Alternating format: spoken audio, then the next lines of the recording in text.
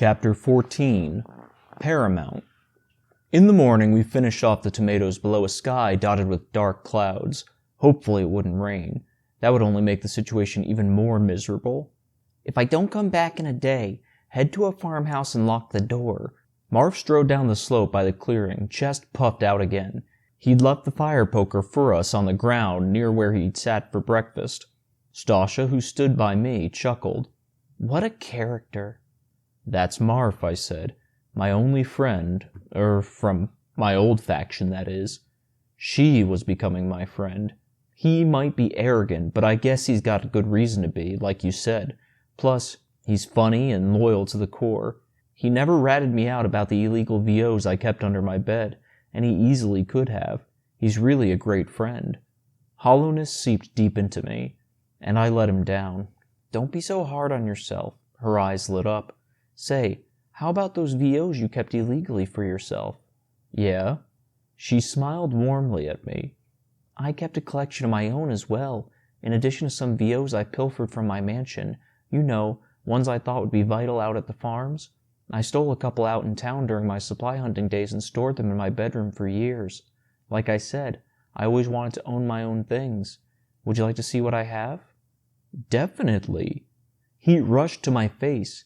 Did I have to sound like such an overexcited dork? I mean, sure. Even though the idea of looking at a VO made my stomach brew toxic acids because it reminded me of my brainless mission to the mansion, I couldn't help but wonder what she had. She raced to the center of the clearing, grabbed her decrepit yellow backpack, and ran back. I stored them in this section. That way, if the tomatoes got squished, the VOs wouldn't become soaked. She ripped open a side compartment and yanked out a small pair of black binoculars. I love these things. I'd found quite a few over the years, but they were never worth a lot of prestige points. No idea why. I always thought it was priceless how you could see either so far or so close with them. Aren't they fantastic? She shoved them toward me. Here, you can probably see Marv like he's a couple feet away if you hurry up. I put them on, but he appeared about the size of my thumb. You just have to rotate. Oh, I know. I turned the dial between the two lenses and Marv grew in size at a fast rate as he stepped over the dilapidated concrete wall that separated the highways. I've studied lots of these myself. Couldn't help it. They're so much fun. It's amazing what people from the old world made. These things don't even need power, obviously, though maybe you need it to make them. Stop babbling, you idiot. Once again I sounded like some overexcited dork. Not something I wanted to sound like in front of a girl as smart and as pretty as Stasha. I turned the dial until Marv took up my whole view. Then the forest on the other side of the highways ate him, nothing but green filling all my sight. My heartbeat thudded extra hard. Good luck, Marv. Please, Power, don't let that be the last time I ever see you. I took off the binoculars and handed them back to Stasha. I've also got this. Her hazel eyes glowed as she removed a small blue rectangular object from her backpack. Couldn't remember what they were called, though.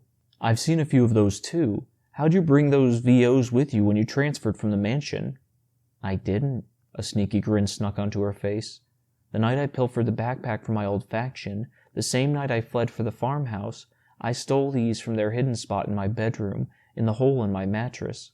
I positively wasn't going to live in my own farmhouse without my precious VOs. I chuckled. I also kept my VOs in a hole in my mattress. Great minds think alike.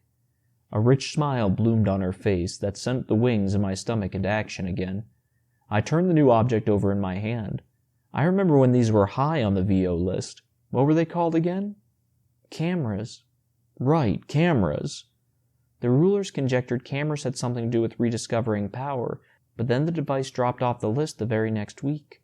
I remembered that, though the Battlelux family said that about a lot of objects, like that recent Nintendo one, and then they fell off the list and we never heard about them again. Kind of suspicious, actually. Stasha shrugged. I assume the rulers discovered they'd been erroneous. Maybe, I said. Or maybe they lied about it all along. She tilted her head back. Why would they do that? You sound a bit like Marv now. She laughed. I hope I'm not that daft. I'm just saying, I said.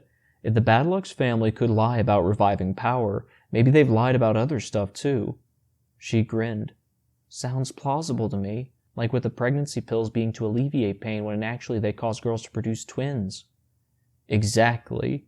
I turned the camera over in my hand again, pushed the big and small round buttons, but nothing happened. No surprise there. I've attempted to get it to operate too, but have had no luck. Stinks. And the batteries from your flashlight don't work in it? I'd tried my own flashlight's batteries in a couple other VOs over the years. Nope, too minuscule. They don't even fit. You know what's kind of weird? I asked. None of the batteries I found in town ever worked, and I've found tons. I tried to turn on VOs. I'd found that they'd already had them inside and have put batteries in the VOs they'd fit, but the objects never worked. Only the batteries that get delivered to our faction house from the mansion ever worked. I've noticed that as well. I held back a smile. Only Stasha and I would ever try such LYN-type stuff. Her forehead crinkled. It is rather suspicious, don't you think? Definitely. But then again, if the rulers have been lying about rediscovering power and the advanced birth pills, it makes sense for them to have found some way to put power in batteries or make new batteries or something. Agreed. I handed her the camera. Our fingers brushed against each other as she took it, and a tingling feeling flitted across my fingers and hand. So why'd you like this VO? I mean, why'd you want to steal this one in particular? Well, I always wondered what this component did. She tapped the piece that looked like a small cylinder. The plastic part on top of it kind of reminds me of the binoculars lens, except it's made of plastic and there's just one, of course. I speculated that if you ever got it to work, you'd point it at somebody and the device would reveal their biggest, darkest secret or something. Her blotchy, dark gray skin grew a pinkish tinge, which made her freckles stand out even more. That's ridiculous. Ignore that. No, it's not at all. I think it's real priceless. We locked gazes for what felt like a little too long. Then she looked away. Wooziness settled in my stomach, but then cold dread quickly replaced it. That time at the reproduction faction. Why hadn't she looked back? And why had she not wanted to join me and Marf at first? She put both objects back in the knapsack.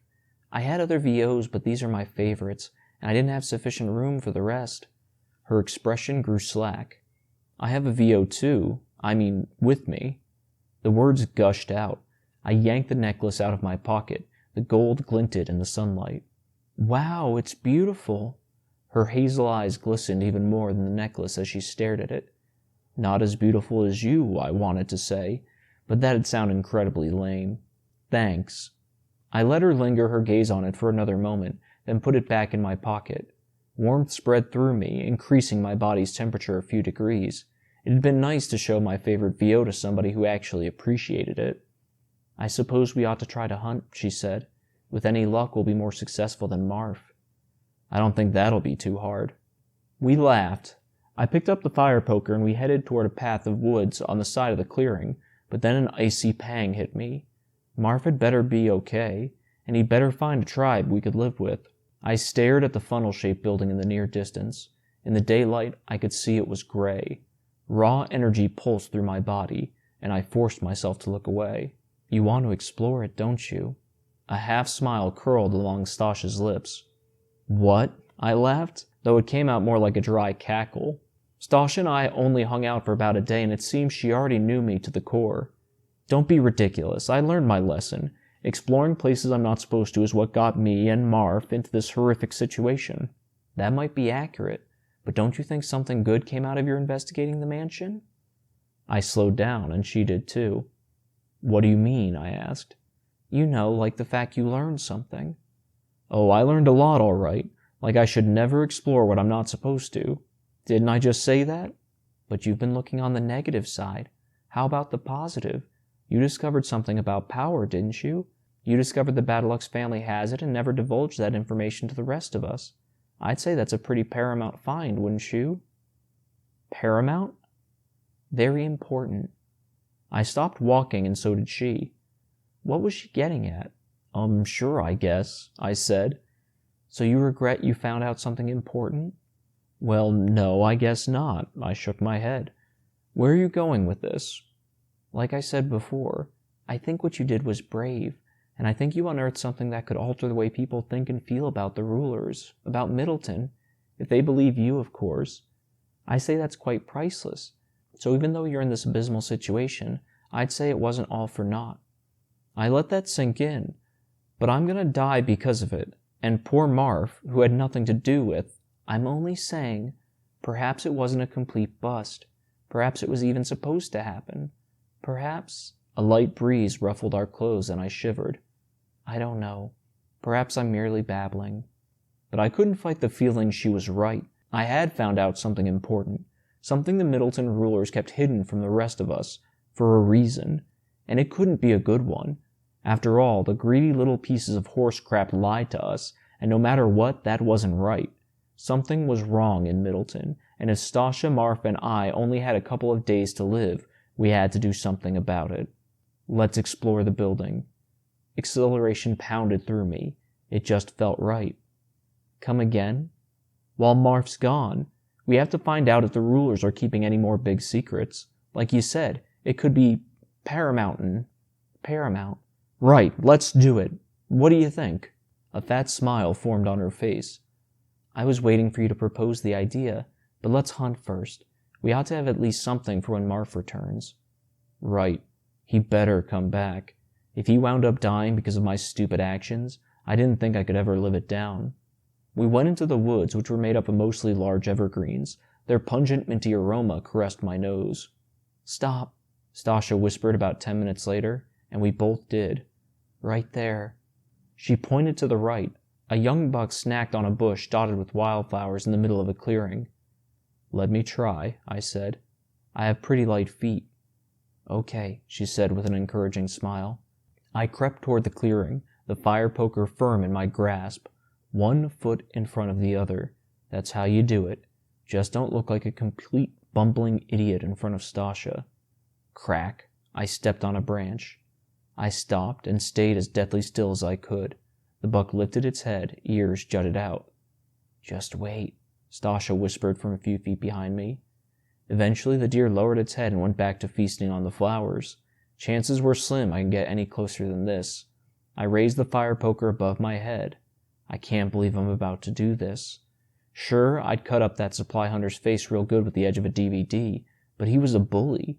This was an innocent animal. Plus, I hadn't killed the guy nor intended to. I took a deep breath, then threw the poker into the clearing towards the deer's head as hard as I could. A loud thud rang out as it connected with the target. The deer immediately crumpled to the ground, didn't even let out a squeal. I leaped into the clearing, picked up the spear, and stabbed it into the deer's head. To be sure, the deed was done. A sickening crunch tore through the clearing as the sharp end of the poker punctured the beast's skull. I let go of the spear, which still jutted from the skull, and clapped a hand to my mouth. My stomach boiled until it became nauseous. Poor thing. Stasha glanced down at the deer. I hadn't even noticed she'd sidled up beside me. I couldn't bring myself to look at the dead animal. I killed it, I murmured. I killed it. I know. Must be a tad emotional, huh? A tad? It's horrible. I killed a deer. I killed a living thing. I'm aware, but it was for the best. She looked at me with downcast eyes. We need food. But my heartbeat kept racing. My whole body shook. Oh, look at you. She stepped forward and wrapped me in a firm hug. My convulsions stopped just like that. She pulled away quickly. Apologize. Her face was the pinkest I'd ever seen it. That was out of line. It took a couple of seconds for me to find my voice. No, it wasn't. It was nice. I needed that. Even as I spoke, I couldn't get the feeling of her soft body around mine out of my head, not to mention the light, fresh scent of her long red hair. So intoxicating. But the fact she hugged me, she obviously cared for me at least to some degree, or she wouldn't have wanted to comfort me so much.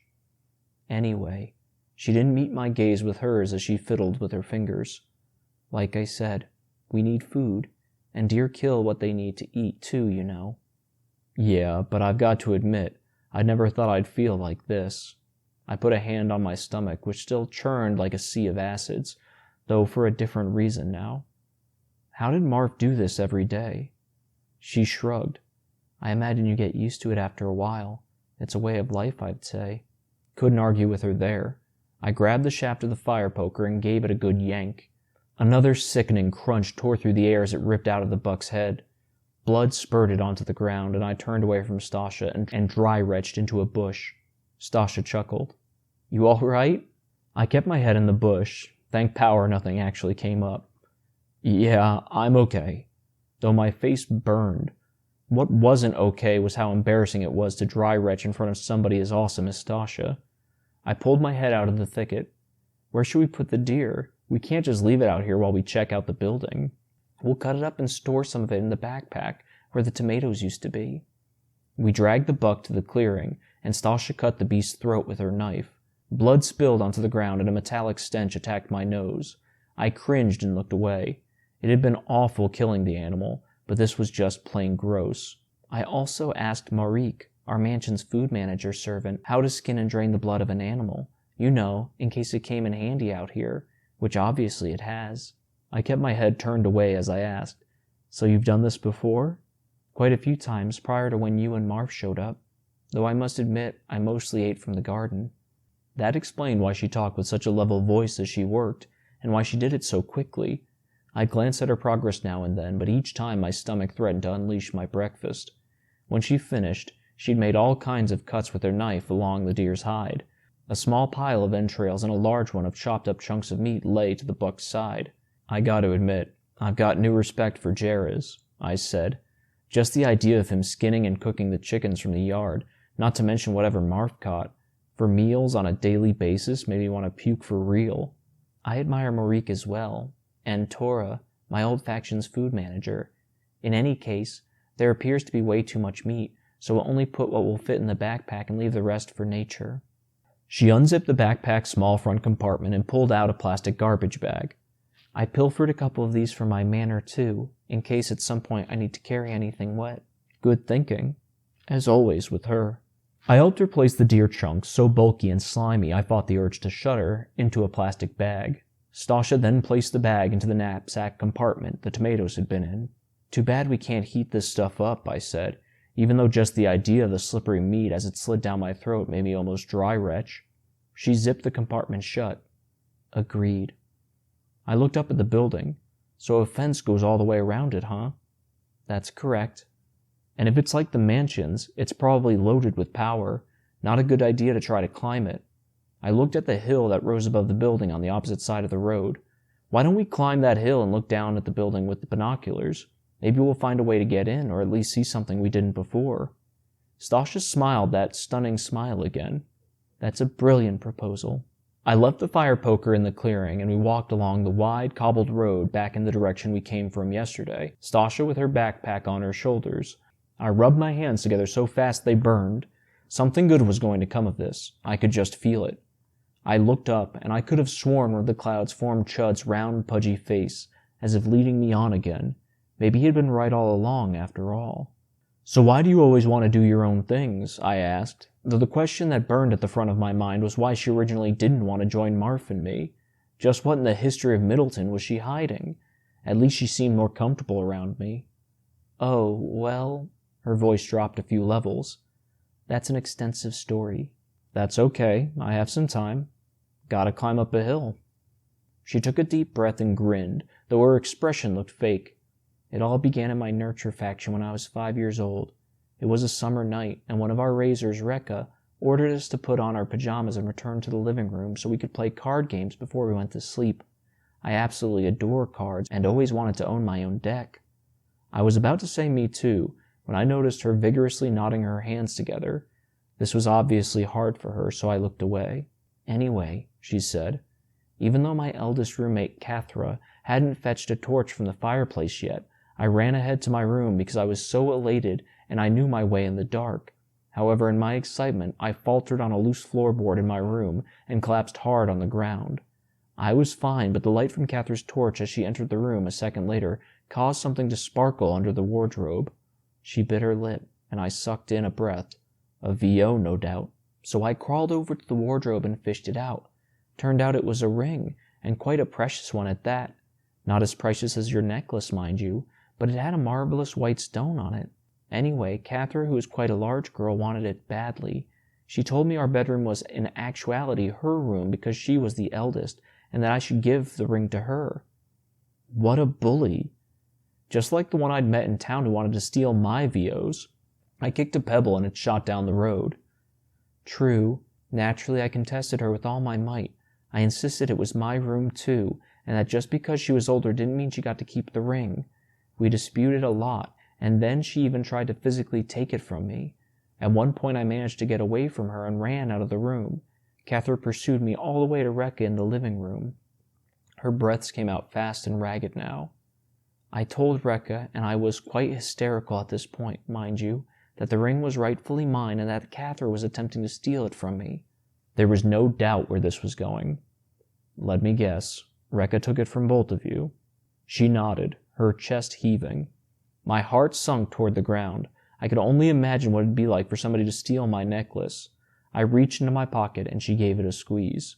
She declared it belonged to the Middleton rulers, Stasha said, and that she'd have someone deliver it to the mansion the very next day. Naturally, I was crushed. It was the most beautiful thing I'd ever seen, and I'd found it, and I had to fight to keep it from that malicious bully, Cathra, only to learn I couldn't keep it for myself, nor any other priceless objects for that matter. I'm sorry, I said in a low voice. Now I was the one who wanted to hug her, squeeze her in my arms as tightly as I held my necklace. But the first time we hugged, though it had been awesome, it had been awkward too. But things were definitely heading along the right track. I just needed to get to know her better, and her telling me about this childhood story was definitely a step in the right direction. It's still a painful memory, she said, her eyes glassy, but it taught me something paramount. It made me realize I want the freedom to have my own things. That reminds me of the first VO I played with at my nurture faction when I was only a couple of years old, I said. It was some kind of cube. You had to line up all the squares of the same colors on each side. I remember those. They were adequate practice for the mind, yet entertaining at the same time. Yeah, well, when I realized the cube was a puzzle, it made me think of all VOs as puzzles in a way. I just had to know all their secrets. Stasha smiled. I totally understand. My head felt so light, I wouldn't be surprised if it just floated away. It was truly incredible to talk to someone who got me, especially someone as smart and cute as her. Ever since then, I said, I was hooked. Maybe we should head into the woods now. Don't want to get too close to the building. She nodded and we slipped into the forest. Also, I said, some of my favorite times in the Nurture faction were when the Razors told us stories of the old world. I agree. Some of those are pretty priceless. Yeah, my imagination always got the better of me when they told us about all the different continents and countries and machines. I always tried to imagine what the old world was like while the Razors described them, with all the moving cars and airplanes. And I guess that curiosity carried over when I became a supply hunter. I wanted to know exactly what every object did and how it did it, so I spent a lot of time studying the ones I found. It's amazing I did as good a job as I did considering how much time I burned examining VOs. Now I understand why you wanted to see the mansion so much. The slope became steeper and my breaths got heavier from both the nerves and the effort. Still do. If I could, I'd go back in time and think of a better way to check it out. A way that wouldn't get Marf in trouble, at least. You think there's some device from the old world that could bring you back in time? Stasha chuckled. Now there's an enchanting notion. Perhaps. We climbed the rest of the way in silence. That thought stuck in my head. We reached the top at about noon. Sweat drenched our shirts, and I sucked in as much air as I could as we walked to the edge of the clearing on top of the hill and looked across the street at the gray, funnel-shaped building. Our eyes lined up with its middle, the narrowest part. A squat, square concrete structure sat next to the building, also inside the fence. It was so short we could look down at its roof, which didn't reach the tree line. That explained why we couldn't see it from the road. I pointed at the square building, still gasping for breath. Looks like the roof's got those same poles on it, the ones the mansion has. They stuck up along the whole roof, complete with smaller rods at the top of each that formed a triangle. Just like the triangles at the mansion, they turned slowly in the wind. Fascinating, Stasha said. Perhaps they have something to do with power. Could definitely be true. The only road on the property led from the gate to the square structure. I traced the fence with my gaze. No gaps. Fantastic. How in the history of Middleton were we going to break in? Something moved out of the corner of my eye. Hey, look. I pointed down the road we'd come from yesterday. A car pulled by 2 horses was making its way along it. Must have come from the suburbs. Get the binoculars. Stasha ripped them out of her backpack, threw them to her eyes, and flipped the dial like crazy. It's the Badalux's family car. It must be. Have a look." She shoved the binoculars toward me and I yanked them to my eyes. They'd already been zoomed in real far, so it took a couple of seconds for me to find the vehicle. I gasped. The most priceless car I'd ever seen, a shiny, curvy, hot red number that must have been washed every day by a trillion servants, rolled down the weed and pothole-infested street. Two tall white horses with short fur and well-combed long wisps of hair on their heads pulled the fancy vehicle along. Two boys, about 10 or 11 years old, sat on the horses. They both wore suits like Jev's, but theirs fit them perfectly and didn't have a single wrinkle. Lucky pieces of horse crap. I wouldn't mind having that kind of job either. Washing or directing a car as stunning as that all day? Sign me up. "Wow," I murmured. "I've never seen such an incredible transport. I'm telling you, it's them." I tried to zoom in more so I could catch a glimpse of the actual Middleton rulers through the tinted windows, but the binoculars were zoomed in as far as they'd go. In a minute or so, the car stopped at the gate, which opened on its own. It had to have power, and the car rolled past it. The vehicle then wound along the road that led to the buildings. "You want to look?" I asked. "I feel like I'm hogging it." "No, you're the one who wanted to investigate the place." The fancy vehicle stopped in front of the square building, and both boys jumped off their horses and opened the car doors. But the people who climbed out of the vehicle made me drop the binoculars. They hit the ground with a clunk, and I continued to stare at the concrete building, the car no bigger than my thumb from this distance. "What?" Stasha asked in a high-pitched voice. "What happened?" No way. It couldn't be true. It just couldn't. "Goran, what in the name of Middleton happened?" she screeched. It's I swallowed. "It's a group of grown-ups."